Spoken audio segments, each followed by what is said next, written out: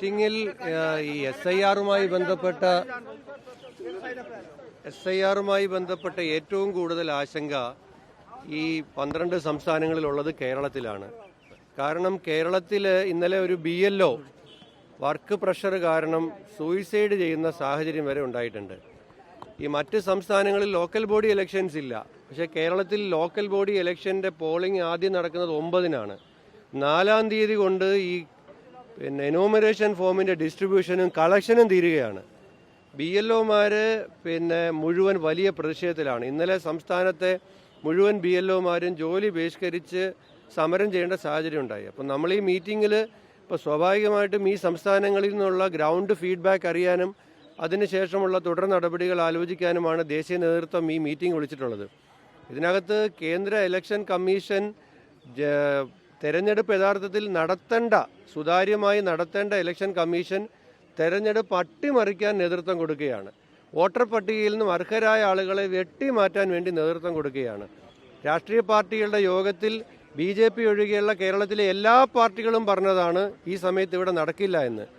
തെരഞ്ഞെടുപ്പ് commission hidden agenda വെച്ചുകൊണ്ട് കേരളത്തിലെ അർഹരായ വോട്ടർമാരെ വോട്ടർ പട്ടികയിൽ നിന്ന് നീക്കം ചെയ്യാനുള്ള ആസൂത്രണമാണ് ഇവിടെ നടപ്പിലാക്കുന്നത്. BJPയുടെ ദേശീയ നേതൃത്വം പറയുന്നതിനനുസരിച്ച് പ്രവർത്തിക്കുന്ന ഒരു ഇലക്ഷൻ കമ്മീഷനായിട്ട് കേരളത്തിലെ ചീഫ് ഇലക്ടറൽ ഓഫീസറും സംവിധാനങ്ങളും മാറിക്കഴിഞ്ഞിരിക്കുകയാണ്. അപ്പം ഇതിനകത്ത് ഏറ്റവും വലിയ പ്രശ്നങ്ങളുള്ള ഒരു സംസ്ഥാനം കേരളമാണ്. അപ്പം ആ ആശങ്കകൾ ഈ യോഗത്തിൽ ഞങ്ങൾ അറിയിക്കും.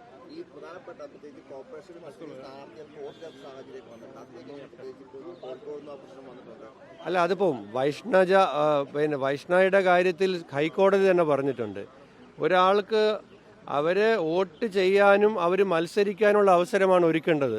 അപ്പോൾ സാങ്കേതികത്വം പറഞ്ഞ് അവരുടെ ജനാധിപത്യപരമായ അവകാശങ്ങളെ ഇല്ലാതാക്കുന്നത് ശരിയല്ല എന്നാണ് പറഞ്ഞത്. ആ കുട്ടി അസംബ്ലിയിലും ലോക്സഭയിലും വോട്ട് ചെയ്ത ആളാണ്.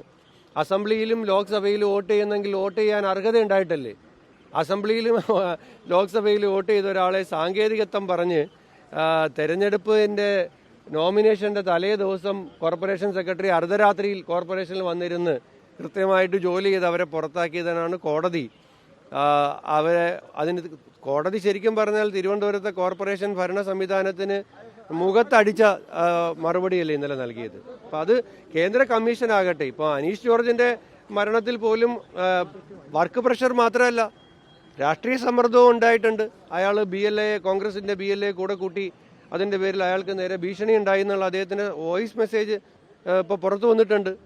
അപ്പോൾ BLOമാർ വർക്ക് പ്രഷറുണ്ട്, പൊളിറ്റിക്കൽ പ്രഷറുണ്ട്.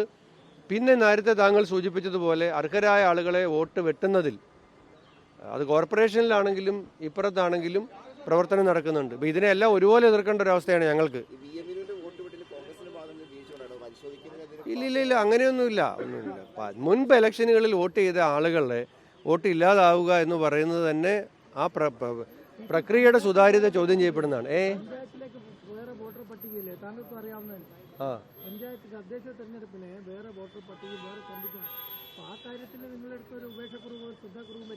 അല്ല, ഞാൻ പറഞ്ഞത് ഈ കുട്ടിയുടെ രണ്ട് കേസാണ് പറഞ്ഞത് ശീലാൽ. അതായത് ഒന്ന് വൈഷ്ണവയുടെ കാര്യത്തിൽ ആ ഒരു TC നമ്പറിന്റെ ഡിഫറൻസ് ഉണ്ടെന്ന് പറഞ്ഞിട്ടാണ് ഒരു സാങ്കേതികത്വം പറഞ്ഞിട്ടാണ് മുമ്പ് വോട്ട് ചെയ്ത കുട്ടീനെ മാറ്റിയത്. BMനുവിന്റെ കാര്യത്തിൽ വോട്ടർ പട്ടികയിൽ പേരുണ്ടായിരുന്നു എന്നുള്ളത് പരിശോധിക്കുന്നതിനകത്ത് എന്തെങ്കിലും വീഴ്ച വന്നിട്ടുണ്ടെന്നുള്ള അന്വേഷിക്കും.